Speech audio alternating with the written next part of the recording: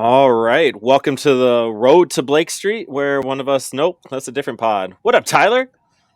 What is going on? We finally get our full draft pod. Full draft pod. We were on the circuit, right? We were on Creaseman's talking a little bit about the round day one stuff. A little bit more in depth than what we did on our last pod, and now we're going in. You're doing behind the scenes stuff. You're writing that article. We have a guest coming on in a little bit. No idea what time, so you're gonna have to sit around. I literally am not teasing this. I just have no idea when he's gonna show up or where we're at in our pod. So stick around for it. You're gonna love it. It is a first draftee from this year's class between round 3 and round 9. We'll leave it at that.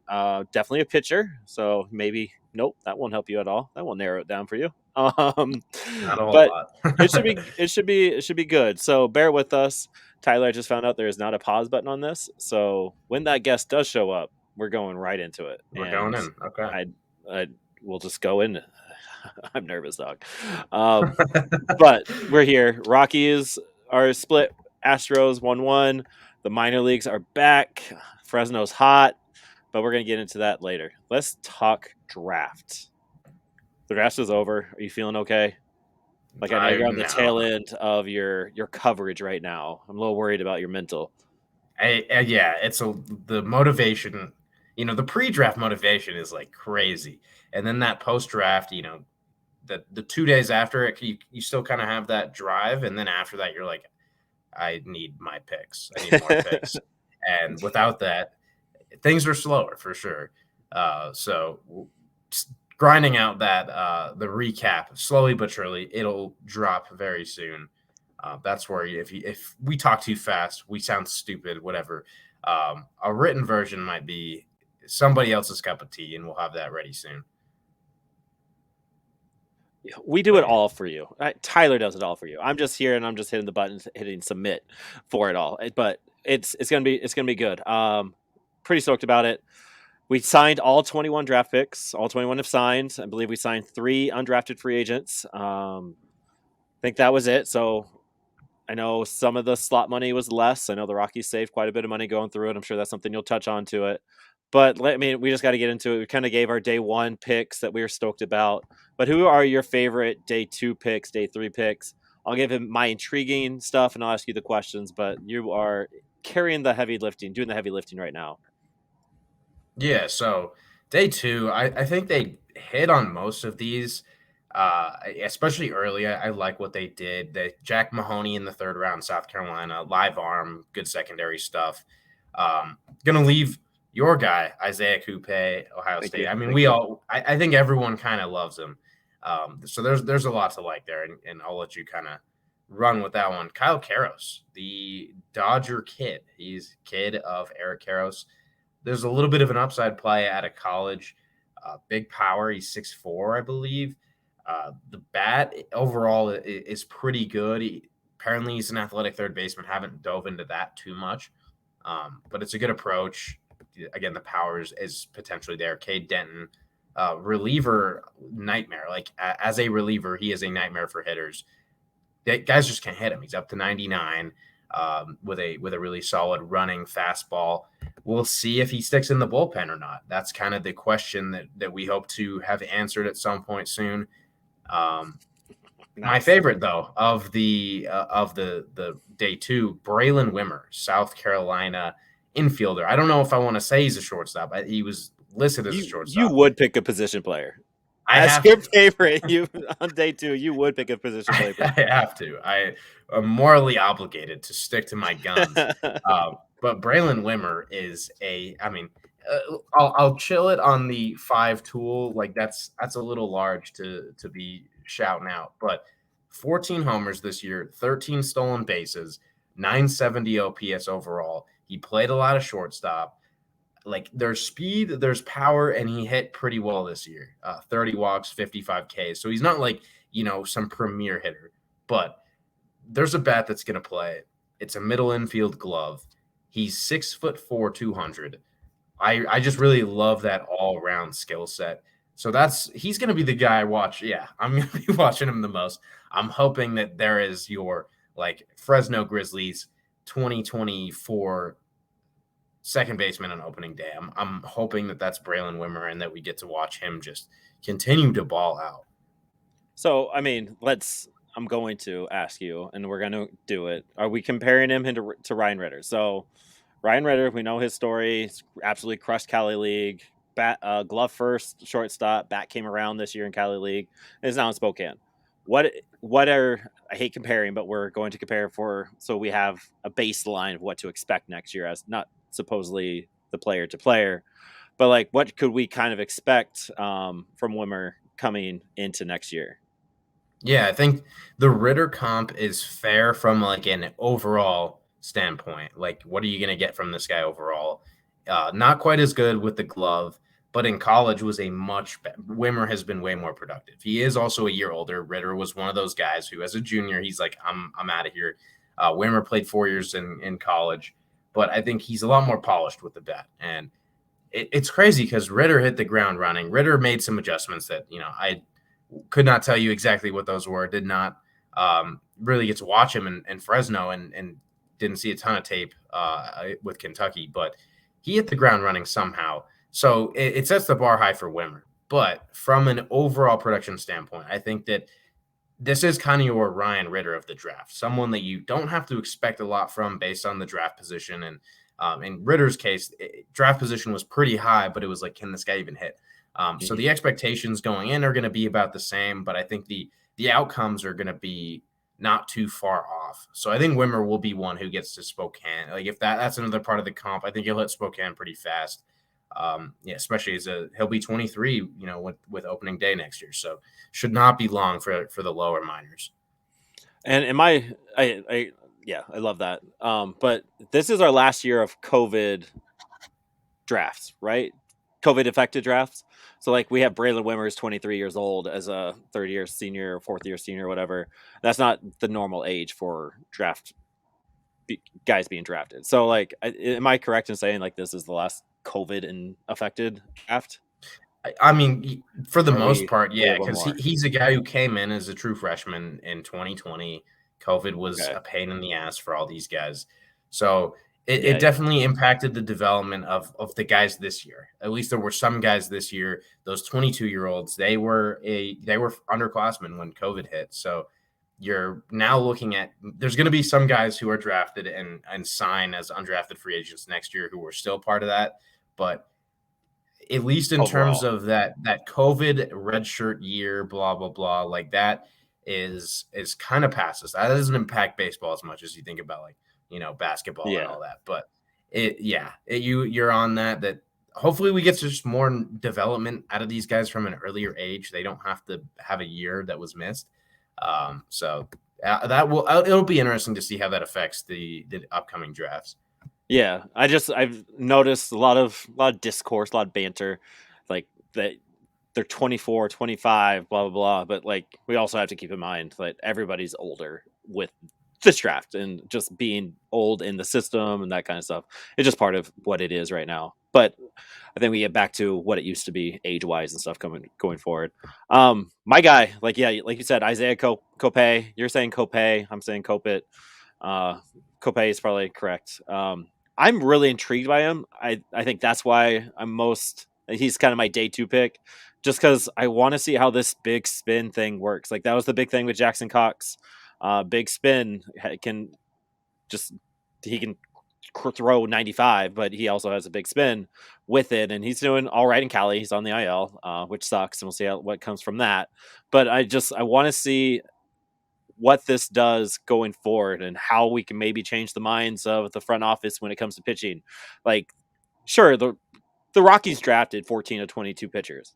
However, they are all different types of pitchers. Like we have hard righties, soft tossing righties. We have big spin rates. We have lefties that are Kyle Freeland-esque, but then we have guys that are pushing mid 90s from the left side. So like it's very diverse in that, and I'm really intrigued by how this all plays. And Cope is definitely the biggest one that I'm most intrigued by. Coming from an injured 2022 season, only what 10 starts and 11 games that 2022 season, um, but came back this year. 98 punch outs. Nope, I have that backwards. This year he was injury plagued. Last year he had 98 punch outs, which was like 18th most in all of Ohio State program history. Uh, that spin rate is up to 3,000.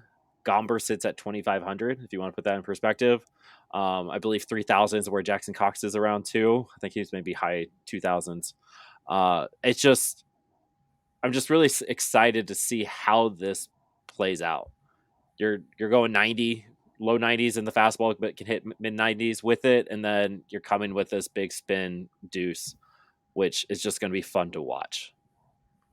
Yeah, and he was getting that fastball a little decimated by Rockies fans. The reaction was like, his fastball is not good, blah blah blah. And yeah, then I posted the OPS. I think it was like an 869 overall, or no, I think it was higher than that overall against the fastball. But down in the zone, it played way better. And you look at his slot. He's a little bit more over the top.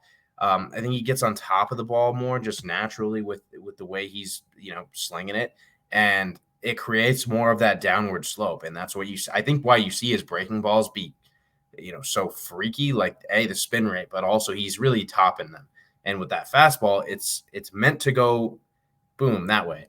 Mm-hmm. And when he threw it down in the zone where that shape was really being maximized, it was a lot more effective.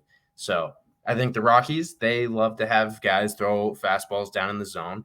I think an interesting thing, though, this year, they drafted a lot of guys whose fastballs play up in the zone. So maybe they're like, we do need to change the looks a little bit.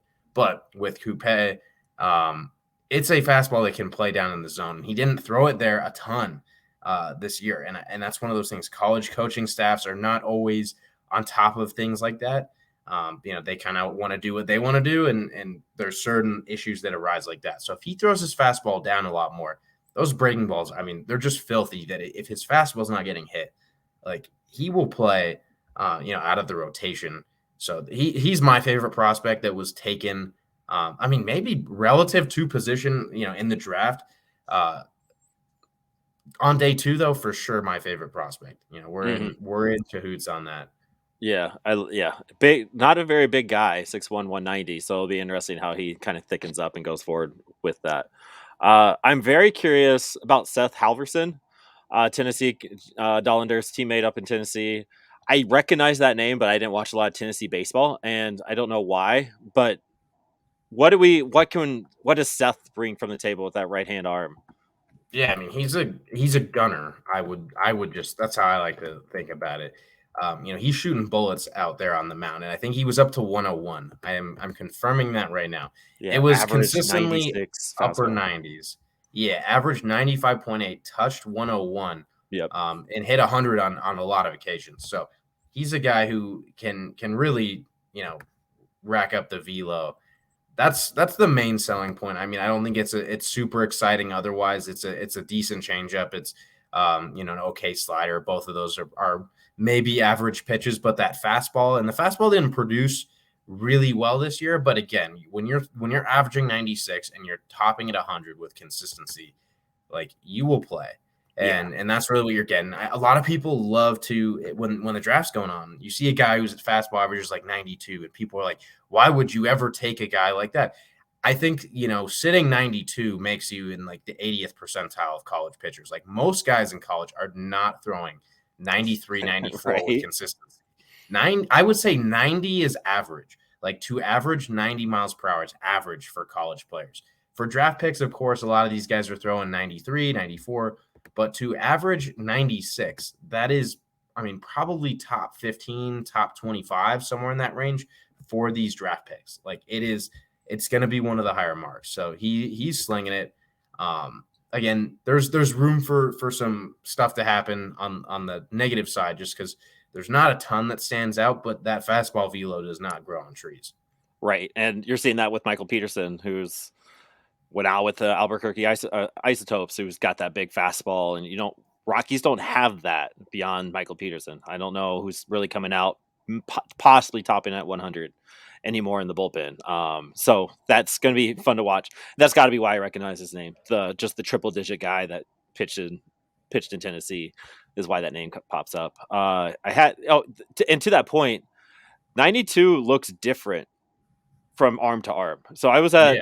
I went to South Bend today with James and watched the Cubs pitcher. There was a lefty with an erratic motion, he was throwing 90, 91, 92, and his stuff looked faster than the starter before him, who was very traditional and smooth with it, who was piping 94, 95. And we like looked at each other like, how is that 5 miles per hour less? But I think it was the movement, the way it was being thrown, and because the 95, it was pretty straight. It's pretty flat. There wasn't a lot of movement. But that lefty that was coming in throwing 90, 91 had some movement on that fastball. So there is a little bit more to it than just velo, adding to like what you were saying. Like, yeah, sure, the average college is hitting the 88 percentile, whatever, is 92 or higher. Um, they're just built different. And you can see that if you just watch enough baseball, you'll see that 95 from Herman is not the same as 95 from Justin Lawrence, for example. It's just not the same. Yeah, and it comes down to just the frame. Like some guys, like I know Shane McClanahan is someone who really comes to mind. I think he's one of the guys who gets the furthest to the plate with his release point, like his extension. He's I think 94 to 96, but it probably looks like 100 to hitters. Right? And so a lot of it comes down to that too. So a velo on its own, velo is like an eye catcher, but like there's so much more to it. So the Rockies have plans for these guys. We all love to kind of paint them in negative light. We're perpetrators of that. They do have plans for these guys. Like they're an MLB organization. These coaches that they have in the system have been around baseball for decades. Like they have a plan. They see things. They kind of know how to fix some stuff. Not everything's going to work out, but I think Seth Halverson, yeah, big upside there because of that fastball heat. That is, you just don't find that too often. I love that. And I would be remiss if I didn't ask you about it. Actually, I had two questions. So Ben McCabe, catcher, first base, outfielder. So we did what we did in the third round with the compensation pick with Carriage, but we did it again in the ninth. Why? What's kind of the plan with McCabe? How is that different than Carriage? I know McCabe brings a little bit more defensively catching wise. I think I have that right. But Carriage is more of an athlete. But are the Rockies onto this whole versatility thing? Like Dalton Varsho all over everywhere? Like, I explain mean, this to me. I think McCabe is another Hunter Goodman. Like I think it's nearly identical skill set. Like McCabe might be like a touch better defensively. I didn't really dive into the defensive catching numbers of Hunter Goodman. But McCabe, it's power and enough athleticism to hang in a corner outfield spot. So I think that's his future home. Maybe some first base because they didn't get a ton of bats. So there's going to be a spot at first base in some of these levels that he could fill. So I think it's a Hunter Goodman profile with Cole Carrig. Like I think there's catching upside there because with a guy like McCabe, the athleticism might limit him from being like a MLB level catcher. Carrick could be a plus defensive catcher because of how Head it backwards. Yeah. laterally quick he could become as a catcher. Well, he already is that quick, but to have that translate to his game and the arm, I think McCabe has a big arm. But when I had timed some of his pop times, it was a pretty slow exchange and stuff like that. But the arm, he does have a strong arm, so I think that's another reason why he could play well in the outfield. But Ben McCabe is basically Hunter Goodman 2.0, and if it worked with Goodman. This really aggressive guy doesn't make a ton of contact, but like when he does, that thing is going to be rocketed.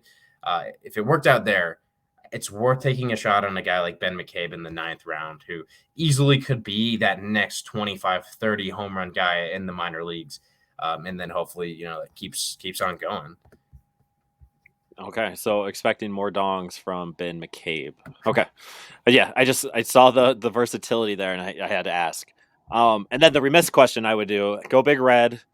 We got a Husker in the system. Jace Kaminska, right hand pitcher. I'm a huge fan of Go Big Red and all, but it's very hard for me to watch Big Ten baseball up here. And I didn't get to see a lot of Huskers. There was a lot of Huskers drafted. There was a guy second round went to the middle infielder went to Detroit. So I get a little bit of love there, and I get a little bit of love over here. But who is Jace Kaminska, and why am I stoked about him? Not just being alum, but what's going on here? I think and I don't think his ceiling is necessarily going to be a fifth starter, but it is like that kind of profile. Like Okay. it's the guy with a low mid 90s fastball. I think he averaged 92 with it. He brings 4 pitches. Like he can throw a changeup, he can throw the slider, he can throw the curveball. None of it particularly stands out. But you look at the guys that were the undrafted free agents, and it's not that. It's a tick above for Kaminska. And so I think there's totally big league upside with Kaminska.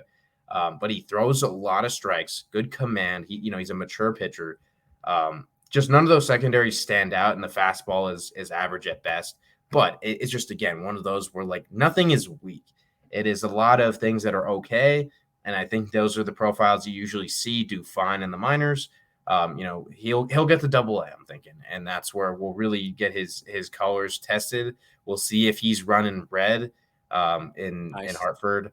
Yeah, Nice. had to do it to him. Um, Yeah, and but he's a 10th like, round arm. He's a 10th round arm, and if you get anything from 10th round plus, especially as a starter, it's a win. And a lot of these round 10 arms, like you see so many relievers, especially for the Rockies, like late round draft picks making their way to Coors. But Kaminska, definitely looking at stuff, is going to profile as a starter pitching, maybe a long reliever going forward. yeah, Okay. and something I want to include also, because people see the draft range number, and this is, I don't want to talk down on Kaminska, but I do want to say a round 10 pick, round 9 and round 10, those are actually some of the lower guys on the board for teams, because those are the final rounds you can actually save money on your pool. You can Ah, spread that money out. So those are those last guys teams are trying to fit in bargains, fit in discounts. And when you look at, Ben McCabe was the 9th rounder, Jace Kaminska the 10th rounder. Both signed for 150,000. That is the value of all the day 3 slots, are all 150K. Doesn't count against the pool. These were basically priority day 3 guys. But again, they saved money with them, which is sort of the key there. But when you look at the rounds 9, 10, 11, 12, 13, 14, it's all kind of one and the same. And for rounds 9 and 10, teams are definitely looking to save money there. So just something yeah. the system is always crazy. There's always something new I'm learning. So I think that's an important thing just for people to consider, especially when you look at other teams' classes, because the Rockies do have they don't draft like everybody else. If you look at other teams, most 9th, 10th round picks, they're going to be way under slot. Just something to keep in mind. Right. Yeah, and just put it in perspective, Brad Cumbest was drafted in the 9th round last year. Have yet to see him. He was on the 60-day IL last time I saw. And the 10th round pick was Zach Agnos, the two-way player, but drafted as a right-hand pitcher, who leads the Cali League, or at least the Fresno Grizzlies, in saves down there. But counter to your point, Tyler, both of them signed. Cumbest signed at slot value, and Agnos signed for Over. 12,000 more. So Yeah.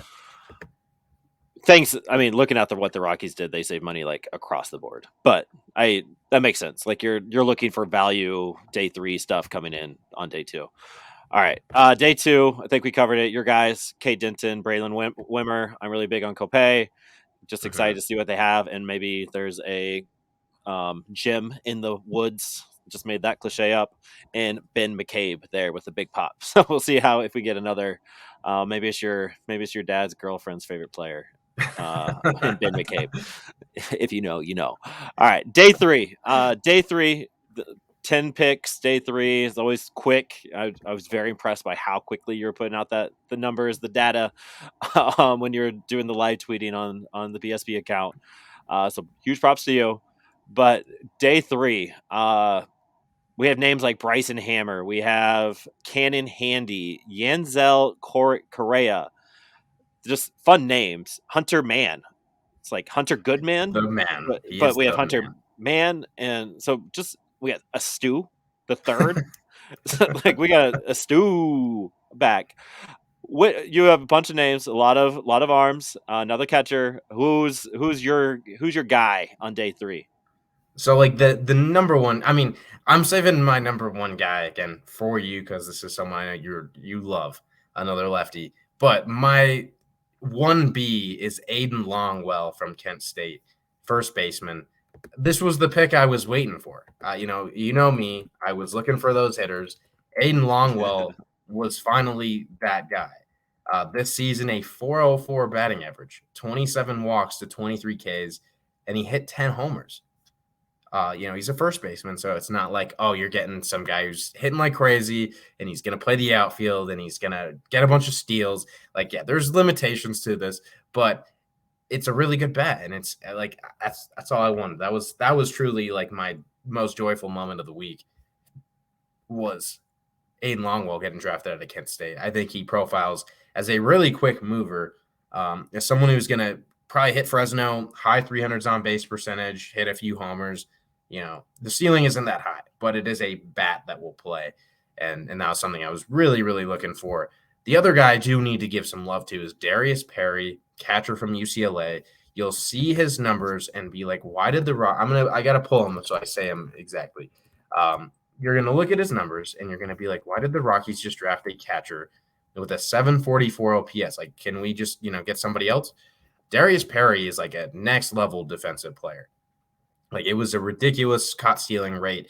Like, it's a plus defensive catcher. Anything he does with the bat is going to be a bonus at this point. I mean, he might step in and be the best base stealing manager. I never know what phrase to properly say that. Base stealing manager is what I'm going to roll with right now. He is the best base stealing manager, I think, in the system. Below the majors. It's nuts. I think it was 35% caught stealing percentage. Like, that is amazing. Most of these guys in college, they'll be lucky to snag 20 of them. 43%. 43. Oh my gosh. Yeah. Yeah. See, that is nuts. And watch it. It wasn't just a numbers thing. It's like I watched this guy. His pop times were anywhere from like 183 to 195. And that is a really elite range. I think the best pop time you will see is like 182. That's an average. Like, JT Realmuto is a freak that's his average pop time. It looks like Darius Perry, though, is going to run probably a 189, 19 pop time. That's above average for MLB already. And that's to assume he doesn't really improve that much. So, again, if he hits at all, like, that is going to be a solid backup catcher. I think that was a great pick. At first, I was like, another catcher? Like, we've drafted basically 3 guys a catcher. You kind of sift through it, and it's like, well, Cole Carrick's not a traditional catcher. Ben McCabe probably isn't a catcher. Oh, and Darius Perry is like a mind-blowingly good defensive catcher. So had to give him some love because I don't think he's going to get it anywhere else as a guy who did not crush in the Pac-12. So Darius Perry, big dude, from the defensive standpoint. And I'll turn it to you for my 1A because I think that was one of the best picks of the draft for the Rockies. I'll touch base on it, and then you can just add your Tyler Flair to it. I don't know if you mentioned it, but Perry only had 4 pass balls allowed last year. So just another defensive thing there. It's just pretty nutty. It's going to be fun. And the Rockies seem to know catchers. They had drafted Fulford in the 11th round last year, and he's already in Double-A, struggling with the bat, but his defense skills is right there. You got Drew Romo. Huff has looked pretty solid down in Fresno, doing what he needs to. Roniker Palma, actually, he just got married this past week at the All-Star break, so huge props to love here. So Palma, congrats. But they seem to kind of know what catchers are. Willie Mack, pitchers love throwing to Willie Mack and calls a good game, has some pop in that bat. So the Rockies kind of do know catchers. They don't have any catchers at the MLB level, but they kind of they're figuring it out. It's been kind of fun to see. Yeah, my guy is the Hammer, right? Blanking on his first name right here. Bryson Hammer, left-hand pitcher out of Dallas Baptist. Just his story is really cool. I would love to have him on a banter session. But just tops at 96, big curve from the left. 25 walks compared to 20 hits during 2021 summer ball, which I thought was interesting. 30 walks in 45 innings last season, so a little worried about that control there with all of that. But the stuff is there. If you're, again, diverse pitchers, what the Rockies have been loving this draft. And then he has a changeup in there as well. 116 strikeouts last year, second in the region. But he started at Clemson. Then he went to a JUCO for a few years, and then that's where he had the 116 strikeouts at a JUCO, right? Whatever. But then ended up at DBU Dallas Baptist last year, where he gets drafted in the year with 2 outings of 1 inning pitch, 0 runs this year. I'll let you kind of go more in depth of it, but just a big lefty. The control issues do concern me because that's usually something that doesn't get really figured out as you go forward. So kind of wondering how that works, but maybe you're going to drop some nuggets on me with the curveball. Is that missing, or are we looking at fastball command, or do the Rockies have something in the wind up that we're looking at? So hammer. Yeah, I haven't dug too deep into the mechanics and stuff yet, but just seeing he kind of sprayed everything a little bit all around. Like it was every pitch was kind of on the fringes in terms of the command. So I think it's going to come with some repetition. There's probably a tweak that can be made at the complex or in instructionals in the fall. So I would be on the lookout for that because it's a clean enough delivery and he looks athletic. Those are the main things you got to look for. Some things, we always, I think Helchrist Olivares is such a great lesson because it's like the Yeah. cleanest delivery ever, and he could not throw strikes with consistency. So you never know. But Bryson Hammer, it's an athletic delivery, and what you're really getting is a mid 90s fastball from the left side, average 93. And the changeup is actually, I think, his best pitch. It got a 51% whiff rate this year, and it kind of has some splittery movement to it. It's got Okay. some steep drop to it, averaging 83. And then that curveball. I mean, I think I included it in the tweet. He lives up to the last name of Hammer. Like it's up there with Isaiah Coupe and that his curveball being just kind of gross, ton of break. That's exactly what you're getting with Bryson Hammer. A lot of vertical break on the curveball. I think that both the changeup and the curveball could be plus pitches, and you don't see that from lefties too often, especially lefties in Hammer's case, who's averaging 93. We look at Austin Gomber. He's a name that's thrown around constantly in the Rockies community. And it's like, well, what if this guy's like Austin Gomber? Austin Gomber, some starts is sitting 89 to 91. Again, Bryson Hammer is averaging 93. So he's basically sitting 92, 94 most outings. I don't know if he's a starter. We got to see with Isaiah Coupe. It's like, oh, this kid, a lot of great stuff, and he's going to start. Hammer, I think it's just a focus him on the bullpen role and just hope you get a lefty ace out of the pen. Like that shutdown guy. You don't see those too often, the left-handed relievers that just do work. So this really is a guy to keep an eye out. It's like, why are they talking about a 12th round pick so much? The stuff is a lot better than your average 12th round pick. Mm-hmm. He got a $200,000 bonus as well. That is the equivalent more of an 8th round pick. So you definitely have to think in those terms. Like this is a guy who probably could have gotten drafted a little bit higher, but when teams are like, hey, what about Hammer to him and his team, they're like, hey, we've got 200,000. Like, you're not taking us for 150,000. So he's a good dude when it comes to this. Kind of like my Bryce McGowan. We got to see that Yeah. from a couple years ago, signed over slot because he's good. and I think you're seeing that with Hammer. Really nice stuff. I'm so he's probably the guy I'm most excited to watch just because again, it's a 12th rounder. If he hits, like if that's a hit, like that's going to look really, really good for the Rockies. Yeah, I mean, all in all, I'd be remiss. And again, we have about 5 minutes before our guest shows up, so I want to talk about. So they didn't draft any high school players technically, but they have two young guys they drafted at the end of the draft in Troy Butler and Yenzel Correa. Both. So Correa is only 18, played at International Baseball Academy, who is like is it a school that plays against college teams? I don't know. He's out of Puerto Rico. I'm I'm not not sure. entirely sure. Yeah. It's a very unique school. Like I don't know. It's not college, but it might be high school or I don't know. Only 18, an arm, 18th round, and then Troy Butler, a 20-year-old out of a New York community college.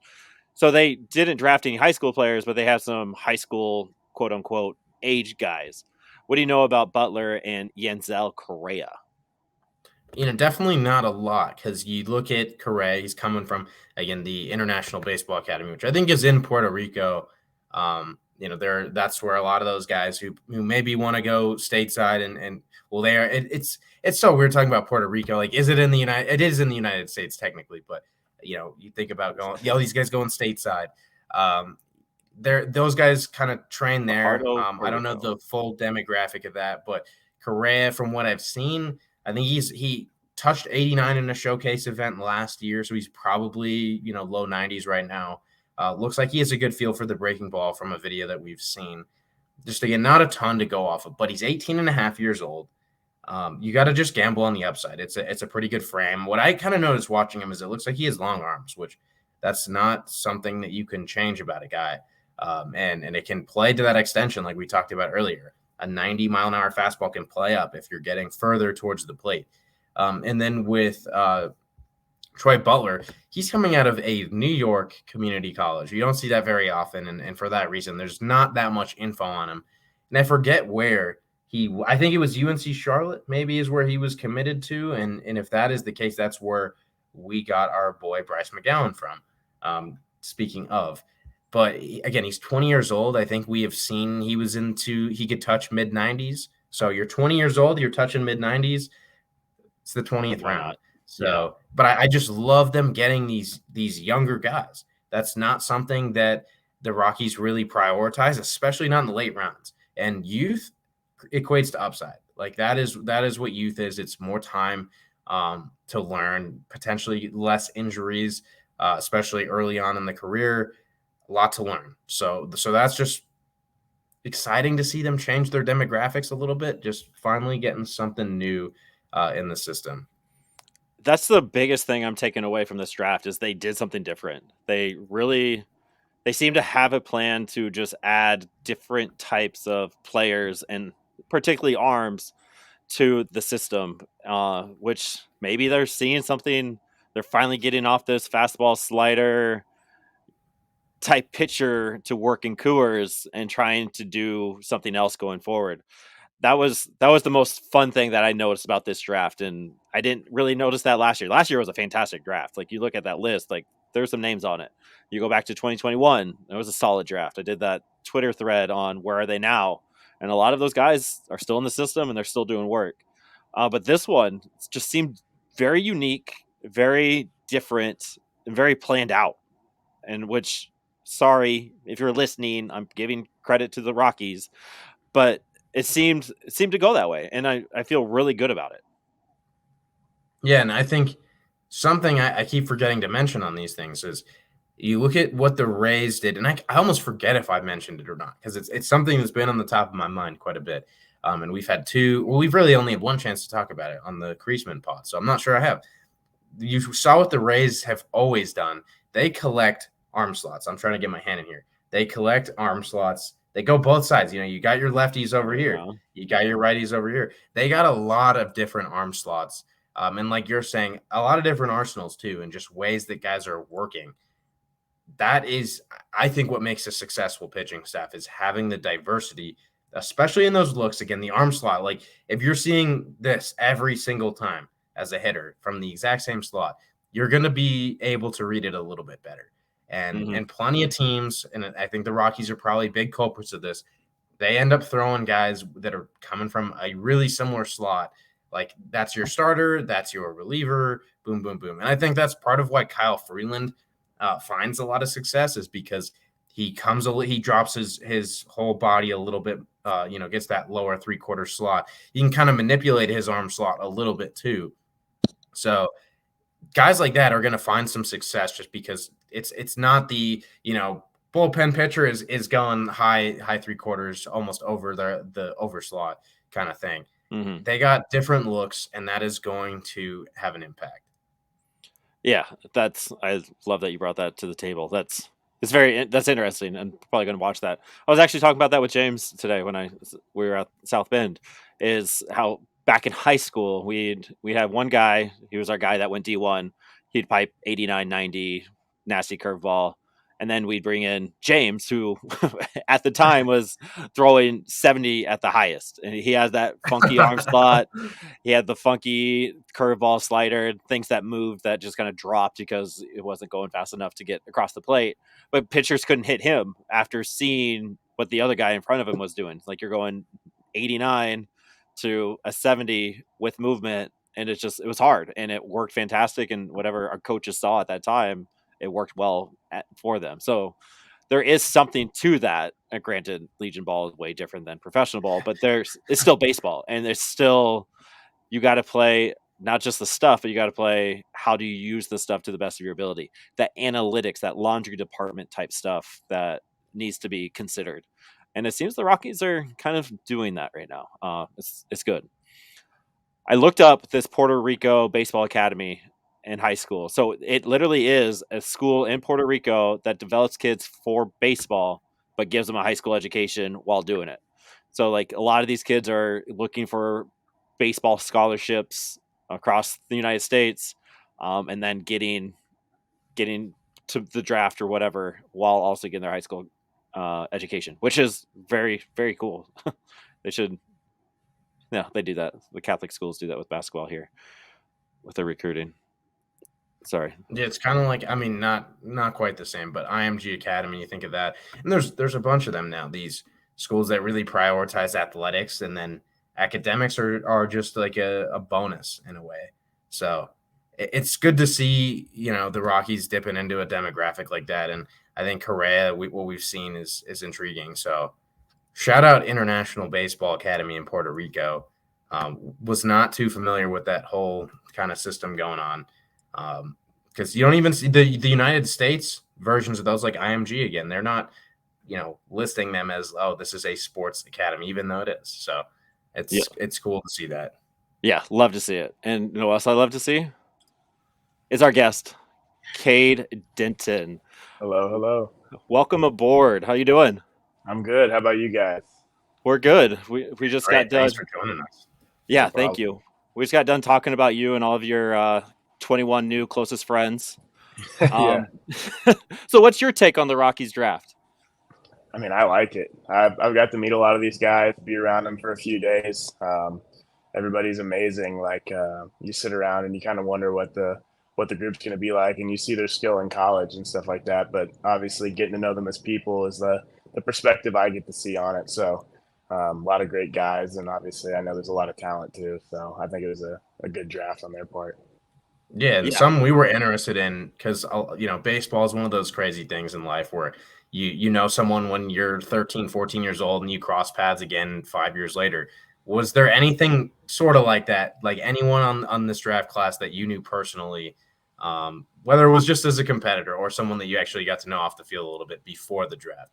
Yeah, so ironically, one of the free agent signings is actually my roommate, Braden Carmichael. He pitched at Oklahoma, and we both played for the same travel ball organization back a few years. He was a few years older than me, but we both grew up in the same area, played for the same travel ball team, and then he pitched against us in a lot of the midweeks that we played against them. So he's my roommate now, and we're catch partners. So I guess that all worked out in that way. just full circle there. Yeah, What absolutely. what up, Braden? How you doing? Um, that's awesome. That just yeah, full circle moment right there. What have you've been down in Arizona this week? You were telling me your days are pretty booked throughout the day. What is this like first week? Welcome to Colorado, but in Arizona, really been like for you? Yeah, I mean, we got here on Saturday, did physical Sunday. We've been having a lot of meetings recently, meeting with all the staff, making sure that we know everybody, making sure that they know all of us. They've done their research on all of us, so they know us all pretty well. And I guess it's just getting to know them now. They're telling us about the program, what the plans are, how everything's going to work around there. And man, it's been enjoyable. We've got a few days of work in now. We played catch, did some drills and stuff like that the past few days, but I mean, lots of meetings, lots of getting to know people, lots of information to take in, but it's been pretty good so far. But so speaking of plans, you now enter pro ball, you got this kind of grind ahead of you.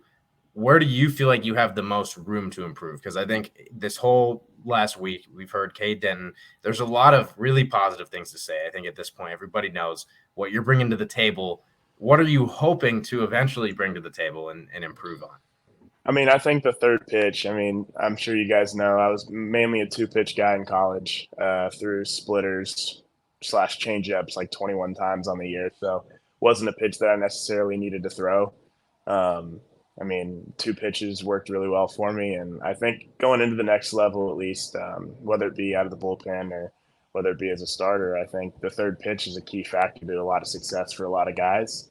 and I think that includes me. I know my other two pitches are good, but these guys are really good that I'm going to be facing over the next few years. And I think just that third pitch is something, especially with the pitch design and development and video and all this analytical stuff that I think I can get into. And I think it's something that can improve my game and can improve my knowledge of the game as well too. What third pitch are you wanting to add? I mean, as of like midway through the college season, I transferred from like the splitter or from the changeup to the splitter. Okay. So that was the primary third pitch that I was throwing most of the year. Going into the playoffs, I threw it more than I did prior, just because some guys needed a different look. And, a lot of these guys had seen fastball slider, and you can kind of 50-50 chance it sometimes. And that third pitch was something that helped me out to at least get a new look to these guys, whether or not they swung at it or not. But it's been a pitch that has been successful. I don't think any hits got hit off of it out of the 21 times that I ended up throwing it on the year. But, I think it's something that I can definitely add to the arsenal and help me out a lot in the future. Yeah. Well, and so I got to throw this out there because, you threw 21 changeup / split on the season. Do you know how many swings and misses that you got on that pitch? I'd say it's probably like maybe 10, 8, 9, 10 maybe. So maybe a little less. You got 4, but you only got 6 swings on it the whole year. So 4 out of 6 times they just whiffed that thing. So it's a promising start. So we like to hear that. It's definitely a work in progress for sure. Yeah, it's not something that I'm sitting here claiming is going to be my best pitch anytime soon, but it's something that the times that I did get to throw it, it was probably one time, and then I didn't get to throw it for another 7 games or something like that. So it was one of those pitches that we threw out there just because either we're up 15 or something like that, or it's a pitch that a guy needs a new look on. So I'm excited to get with a group of people and get a new perspectives on all this stuff and see what I can do with it. Yeah, on that. So we were kind of talking about it earlier that colleges are using their pitchers to win games, not really developing for the pros. And you're sitting here saying you have this third pitch, you kind of switched it up, blah, blah, blah. Was there ever a combination of that as you were going through the year? Like, I'm sure I listened to one of your interviews, a quick 2-minute one with the local broadcast there in Tulsa about just the process. Like when you started figuring out like you're going to get drafted and when you're going to get drafted and that kind of stuff, it started becoming a reality this year. Was that ever like a connection, like a combo of those two things? Like Oral Roberts needs to win. We're going to make the College World Series. We're going to do work, but we also want Cade Denton to be a dog, and let's work with him in that sense. Yeah, I mean, like you said, the main goal of a guy in college is to go out and win games. I think that's the main goal of everybody, whether or not their aspirations are pro baseball or not. You could ask any of these guys. You could ask any of the top 10 draft prospects and any of the top 10 picks, and they'd say the most important thing to them in that moment was to go out and win baseball games. But yes, I mean, obviously preparing for the next step is a part of that process, and you can't go into it completely cold turkey. So I think that was one of the reasons that we started implementing that third pitch into the arsenal a little bit towards the end of the year, is not only because the competition increased and the competition becomes so much better in the College World Series, but it's a pitch that I need to have if I'm going to compete at the next level. It was just one of those little developmental steps to the next process of me being where I need to be to compete at the pro level. Are you excited about that developmental, like actually now being able to focus on that? Because I mean, winning's cool and winning's is fun, but right now that's not really your goal, right? Like, and it's such a weird concept. We've talked to many guys about this concept. Like, you want to win, you want to go out there and win for the team, but at the same time, you got to work on you and develop you. Are you kind of excited for that though? Like, I get 100% go all in on your development and going forward. Yeah, absolutely. I mean, I'm not sure how much I can comment on it, but there's a lot of new stuff coming to the facility here within the next few months and the next upcoming months, especially on the pitching side of things. So there's a lot that I'm excited in the pitch development side of things. When it comes down to it, that's kind of the next step for a lot of these guys is cleaning up the little mechanical quirks, and obviously improving the stuff. Because if you want to compete at this level, you got to have good stuff. You got to be able to throw it for strikes too. But I think for me, being able to have access to all these different things like the TrackMan, the Edgertronic slow motion cameras, all this data, video, all that sort of stuff is, I think, the most exciting part for me. Because coming from a mid-major program, my first 2 years, we didn't have really anything. We had a few little pitch tracking gizmos and gadgets, but this year we got introduced to TrackMan at our facility, and I utilized it to the best of my ability, and it gave me the opportunity to go out and be the best version of me that I could at the place that I was at. And I think having access to the staff, having access to the technology, having access to the facilities here is something that really does excite me, and excites a lot of the other guys, because some of them didn't have access to any of that stuff at the college level or even the high school level. So it's exciting. Well, and so besides Brayden, because obviously you've known him for a bit, any of those guys already in Arizona that you've been kind of bouncing ideas off of, learning some things? You got some really incredible talent. We think this was one of the best Rockies drafts from the pitching standpoint in years. So has there been a guy you've really talked to a lot so far trying to pick something up, or anything like that?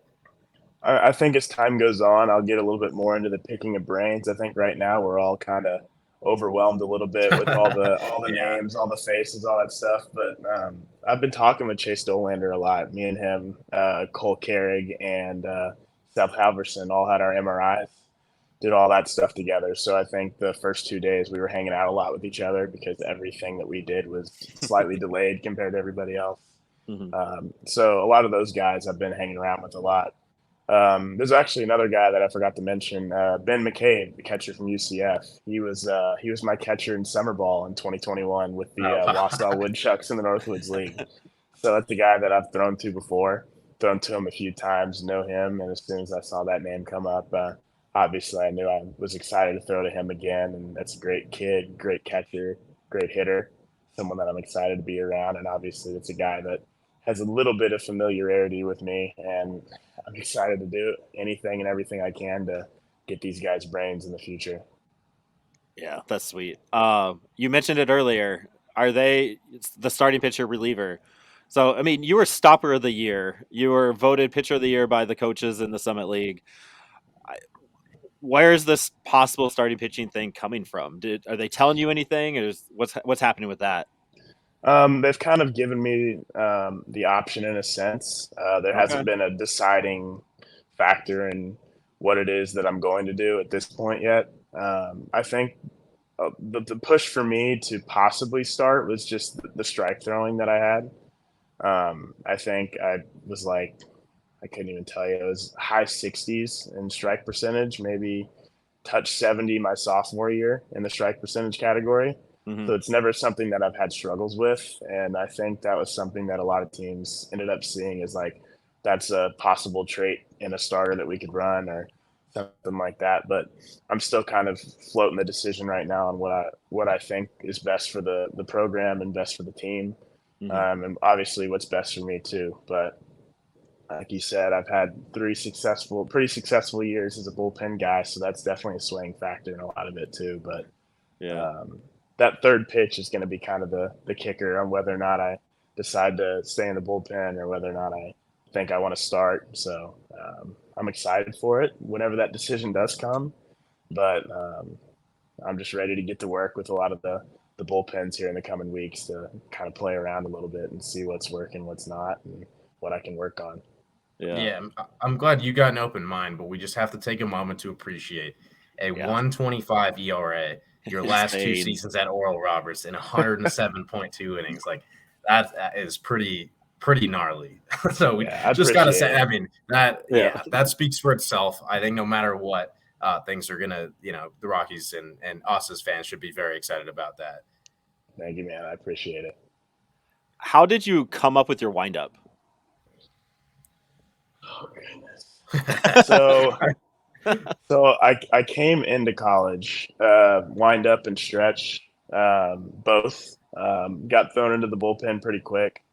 I kind of had a little bit of an awkward stretch set position. I was really like wide, almost like a defender in basketball stance out, hands up at the head, like really awkward. I was a really weird kid whenever I was pitching in high school. So I came in with that. Our pitching coach Wes Davis really wanted to fix that. So Thanks, coach. he primarily focused on me just going solely out of the stretch. And after we started doing that, it kind of it metamorphosized into what it is now. But a lot of it, I get preset in my back leg pretty hard, and I think that was just me being able to try and work as quick as possible to the plate because it gets you into the position that I needed to be in Mm-hmm. to get hip drive, get the pelvic tilt, get all the basically any position I needed to get in. I felt like I could get into it a lot easier from where I was with the back knee bent and the front leg out just a little bit further. But it's evolved whenever I first got to school because if I sent you guys some pictures or some video of me in high school, you would have no idea that it was the same guy that I am right now. It is completely different, and I'm sure it'll evolve from what it is right now into something maybe slightly different in the coming years. But I will say I'm glad that our coach decided to not let me pitch like that anymore. Yeah, the origin story of Cade Denton, like that's awesome. I was wondering like how people get up there because like if I get on a mound, like I'm way too old to do anything cool on it, but I'm very traditional in it, and like I just do Yeah. what's natural, and then as you're saying, like all right, so you're kind of being coached out of your goofiness, but it's probably more natural now, and just getting into it. Hmm. It's just fun to ask. Yeah. Also talking about me, right? Baseball experiences. Grew up in Nebraska. Went to the CWS all the time. It was Hmm. my favorite thing every single summer. I still miss it as an adult. I got Rosenblatt Stadium seats in the backyard right now. Like I love that thing. It was always fantastic. Went to so many games. Absolutely. What was it like for you? And I love asking the guys that come on, like, what was that experience for you? Especially like from Oral Roberts, like you're a mid-major coming to 20, 30, 40,000 fans for that 2 weeks. Like crazy? Yeah. I mean, so coming from high school to college, never did I think I would be given the opportunity to play Division 1 baseball, first of all. I came out of high school like 83, 85, like didn't throw hard, had good I was a good pitcher. I threw lots of strikes, did really well for our travel ball. Oh, Oh, nope, you're back. there we go. Where did I get cut off at? Travel ball, good Yeah. pitcher, but yeah. Yeah, so I was a good pitcher, but never was the dominant guy, top prospect that I thought I'd get a chance to play Division 1 baseball. I had a D3 offer and another D3 offer in Texas, but I came into it just being like, man, it's a good baseball program. I'm excited. I got the walk-on spot there. I was looking forward to just getting the opportunity to learn from a lot of these guys and watch good baseball. I mean, I didn't think in any way, shape, or form I was going to be a top reliever at the end of my college career or anything like that. But getting there the first day into what is it, Charles Schwab now, Yeah. Yeah. getting into Charles Schwab and just like standing in the tunnel, looking out at the outfield and seeing this just amazing stadium because we played at University of Nebraska at Omaha as a part of our conference. So we've seen the stadium from the outside, never been Yeah. inside. But like I just stood there for a little bit, and I mean I'm not gonna lie to you, I sat there and I almost teared up. Like Yeah. it's something that every kid dreams of, and not every kid thinks that they're ever gonna make it there. But actually getting to be there and realizing I'm about to play some of the best college baseball teams in the nation and be one of the best college baseball teams in the nation, it hit me hard. But pitching in front of 25,000 fans, I will say, is a little bit nerve wracking for the first time. But it's something that I settled into after a little bit of a rough eighth inning against TCU. But it was definitely something that I'm glad I got to experience before the whole Yeah. pro ball scene. Yeah, it definitely is going to help that transition to kind of what you're going into because you now know what, like, so to speak, the lights are like. Yeah. And just the whole environment of that whole tournament is insane, and let Mm-hmm. alone playing. especially against TCU. Like TCU has a nice little following in Omaha too. Yeah, They're absolutely. not my favorite fan base out there, but they show up and they show out. Yeah. What being in the arm barn out there, the bullpen, you got to hear the outfield chants. Those are always my favorite. Hmm. What was some of the more memorable, more fun ones that you enjoyed, just like as a fan in Yeah. aspect? I mean, there's the classic left field sucks, right field sucks Yeah, chant. That got started a few times, especially in the Florida game. The afternoon games are a little bit less rowdy, but I will say I didn't hear too many like chirps at the bullpen or anything like that, or chants or anything in the World Series, just because it seemed like we were almost a fan favorite. yeah, But I will say, in the Super Regional in Eugene, there was some pretty bad ones out there. You know, we played at LSU my freshman year and played at Ole Miss my sophomore year, and I think the Super Regional at Oregon had some of the gnarliest chants out of all of them. I mean, they were calling our left fielder a bum. They were talking about like his sister and all this sort of stuff, and we're sitting here and just cracking up at the bullpen because he'd turn around and looked at him and start raising his arms and asking for more, and that's the type of guy that he was. So Omaha was pretty calm in a sense, but when you get out on the mound, it was a little bit different. You hear a few people chirping at you, and yeah. I mean, as much as you want to say you don't hear the crowd, you hear them and you kind of laugh at it a little bit whenever you're out there. Yeah, there's always ones that's going to stand out. There was somebody else that was talking about Eugene the same way. I can't I remember who think it it was was. Braden Ward. I was going to throw that out there. Was I it think Ward? I think he had stuff to say against other. I think Yes. Oregon State was the program. He was like they said Yeah. some things that crossed the line a little bit. So I No, don't know what's going on in Oregon, but yeah, great. they're pretty rowdy. I'd consider them more football fans than baseball fans, but they come out there and they'll let you have it for sure. I mean, if you got one little thing messed up on your uniform, they're letting you hear it the whole game. You know? Oregon, man, it's just built different out there. Yeah, absolutely. All right, won't take up too much of your time. I want to end with some fun questions, some fan questions. Gotcha. We put some out there. Then I have a Rockies trivia to end it. Oh So goodness. if you need to call in the reinforcements, feel free to do that. Gotcha. But this one is from a listener of the pod, a good guy, OG for us, Skylar. What was the Northwoods League like, especially compared to Oral Roberts? So you kind of already talked about it, playing with McCabe there. I'm in West Michigan, so I have Kalamazoo right Mm, below me. I have the Pit Spitters right above me, Battle Creek and stuff. mm. But like, what was kind of that experience in the Northwoods League like? Man, that was something that I'll never forget for sure. So I played there my summer after my freshman year and the summer going into my junior year. Both played for the Wausau Woodchucks both times. My host families were amazing. That was probably the greatest part about the whole thing. Obviously, the baseball's fun, but I had an amazing host family my last year. They still support me. They watch all of my games. They're gonna come Awesome. out to Arizona at some point for spring training, and like that's something that a lifelong friendship that I'll never forget, and they'll always be around. But the baseball, I mean, there's some good talent out there. Hmm. Steve Foster is actually one of the directors of pitching here, and obviously he was the big league pitching coach for the Rockies. He lives out in Wausau, so he got to watch me play. Oh, Got to watch me play out there this summer, and it was pretty interesting because I had no clue that whenever until he told me after the draft. He was like, "Yeah, I live out there in Wausau," and I was like, "What? That I don't think there's more than that many people that live there in the first place." But lots of baseball. I'll say that you play every day. There's 72 yep. games. I'm only out there for half a season, but like it's about as close as you can get to pro ball without being in pro ball. So Hmm. I'd say if someone's looking for the pro ball experience in college, go play up in the Northwoods League. Yeah, it's a fun league. I haven't gotten to one yet, but it's on TV. It's got ESPN Plus's coverage of it now, and Absolutely. it's all over the place. It's definitely one of the top two summer ball leagues there. Hmm. Another one from a friend of the pod, Jackie. Who are you most excited to face? Whether it's a teammate now, like, are you excited to face one of your Oral Roberts teammates, like down the line? It's really hard to put in there, but like maybe who's like the one major leaguer that you're hoping still there that you could strike out? Oh goodness. I So know.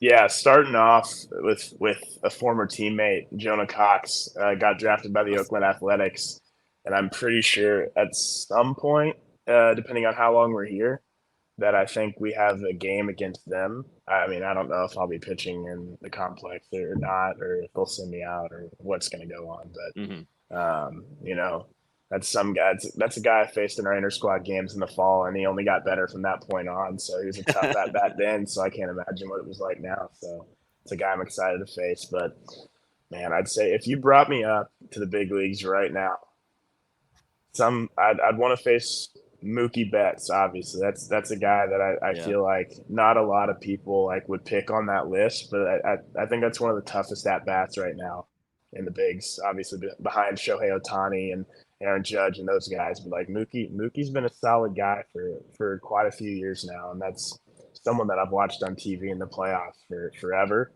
And that's a guy that I think would be exciting, especially being a divisional rival, to go out and face. And I mean, whether it be it's Coors or whether it be in LA, that's definitely a person that I'd want to get to at some point.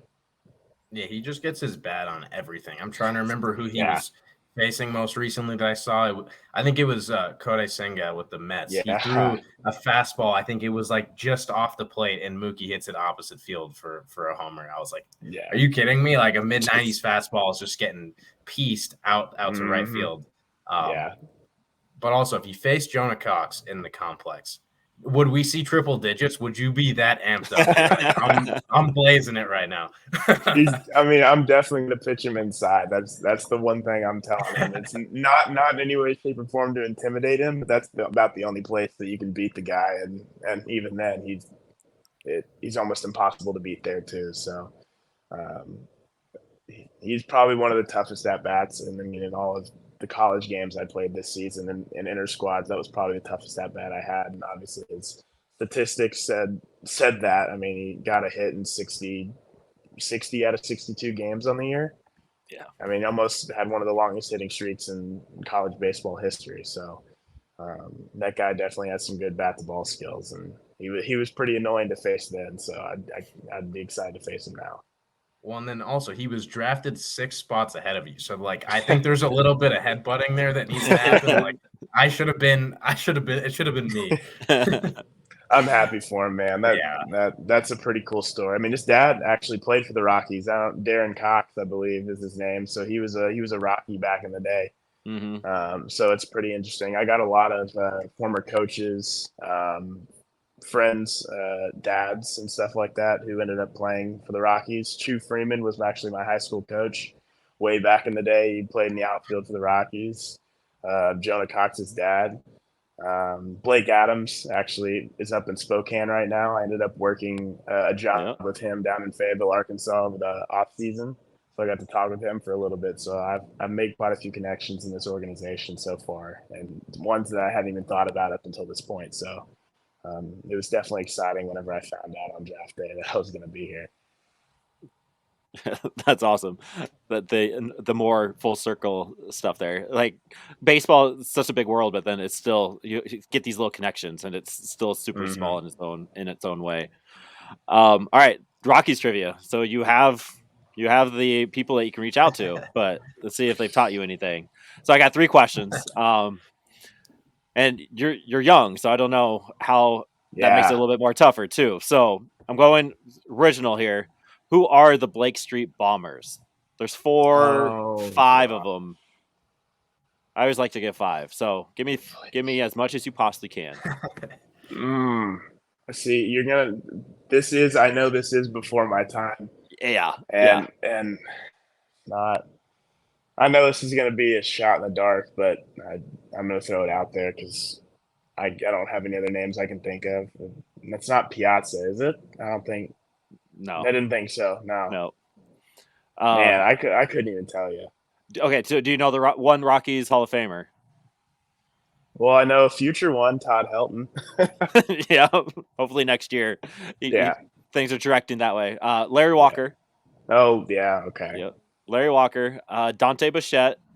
okay. Boba Shit's then. Yo, Yep, duh. yep. Andres Galarraga, Big Okay. Cat. Um, Mm-hmm. you'll probably get to meet this guy, Vinny Castilla. He's Yep. he's up there. He's probably in Denver right now. And then Ellis Burks. is the fifth Okay, one. that's one that I've heard the first ones. Ellis Burks is a new name to me for sure. Okay, there you go. So keep that in your back pocket if you're, I will. I don't know, doing something with the other guys there. Will do. So you're not going to know this one, so I'm not going to ask it. Who hit? That's mean. Yeah, come on. I don't know. None of us know that. You okay? So another nugget to add out there: Eric Young, Senior, is the first person to hit a home run at Coors Field. Okay, I actually did watch that highlight. Okay. I remember finding that highlight whenever I was doing just all sorts of Rocky stuff a few days after the draft, and I was looking back to the opening day game at Coors Field and all that sort of stuff. Yeah. Okay. So you got that one there, and then you're a pitcher. So this one, hopefully, in your wheelhouse. Who's the only Colorado pitcher to throw a no-no in Rockies history? Oh my gosh, the pressure, the lights—they're getting to me right now. I know the answer to this one. You're gonna feel silly when I say it. Was it a lefty? Yeah. Wait, was he a lefty? No. No, yeah, he was not. No, he wasn't lefty. No. In my head, for some reason, Jamie Moyer was popping up, but it's not Jamie Moyer. Goofy windup. 43-year-old Jamie Moyer for the Rockies was not doing it. No, I didn't think so. I mean, that wouldn't be the craziest story I heard about him, though. No. Man. You want it? You got to keep thinking. Give me a number. Oh, the jersey. I don't even know his number. We'll get Mike on that. Oh, is it? I can't think of the number. Oh goodness, it's a weird name, isn't it? Yeah. Yep. I think one of a kind name. Jimenez. Yeah. Yep. There you go. Okay. We'll count it. Yeah. Ubaldo Jimenez. Yes. Yeah. Got to keep that in there. The goofy windup helped me out a little bit. Yeah. No, that's respectable because I feel like non-Rockies fans, he's a name that gets lost in the shuffle. Oh, it's one of those people. Yeah. Your age.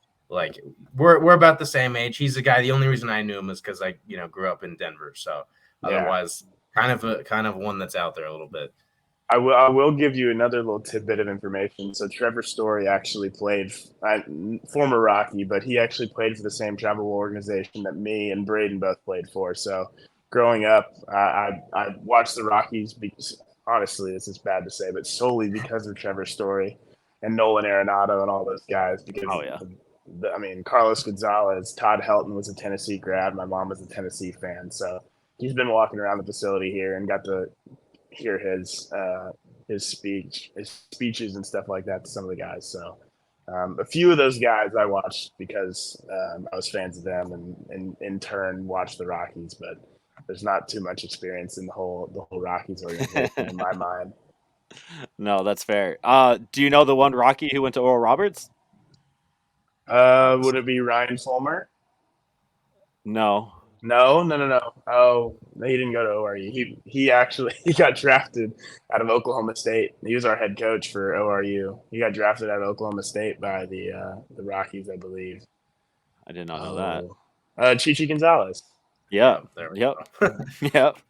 Here, double check me on the Ryan Fulmer thing, but I'm pretty sure he ended up with the Rockies for a small amount, not the big leagues, but. Wait, how do you? He's gonna Folmar. He's gonna kill me if I get this wrong. Before playing professionally in the Colorado Rockies organization from '97 to '98. Okay, so I'm glad I was right about that. He would have killed me if I wasn't. I guess he was drafted by the California Angels before the Anaheim Angels became Anaheim Angels. 46 so he ended up playing with him. Yeah. Played rookie ball. I would say that the Rockies' knowledge there is not bad at all. Not bad. I know Chichi pretty well simply because our bullpen is the Chichi Gonzalez bullpen, and that's somebody that he donated our bullpen to the Oral Roberts University baseball team. So that's a guy that you definitely have to keep the name in the old noggin whenever I see him one day. Yeah. How could you ever forget such a name? Yeah, it's a great name. It is a first round name for sure. Love that. Cade, this was fun. I appreciate you popping on and just spending some time in your busy week, and just welcome to the organization. Just thank you for popping on to here and letting us share your little bit of story. And you're one of our guys now, so we'll do all the promoting and the gatekeeping for you as much as we can here on out. But just thanks, man. Well, absolutely, guys. I appreciate it, and like I said, I'm just excited to be a part of the organization and contribute my small part to the whole system, and can't wait to one day be up at the bigs if everything works out the way I hope it does. So Yeah, for sure. Yeah, we're watching, we're supporting. Go kill it, and absolutely. enjoy this time. This has got to be some unforgettable stuff. So enjoy it. Absolutely. All right, take care, man. Thank you. Absolutely. Thank Go you, Cade. Rocks. Go Rocks. All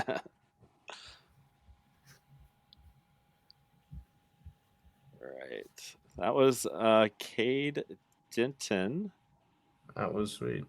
There we go. Yeah, that was fun. So I think we should just end it right there, man. We're already an hour and 15 minutes in. Let's not even do minor league ball. No, it's pretty funny yet to get to this point and be like, oh, that was felt like a marathon run there. Only an hour and 15. We've had some regular pods go that length. So yeah. So all college pods, you're welcome, so to speak. Went through all the names and gave you some inside information there with Cade there. So as always, go Rocks. Recent draft class. Woo!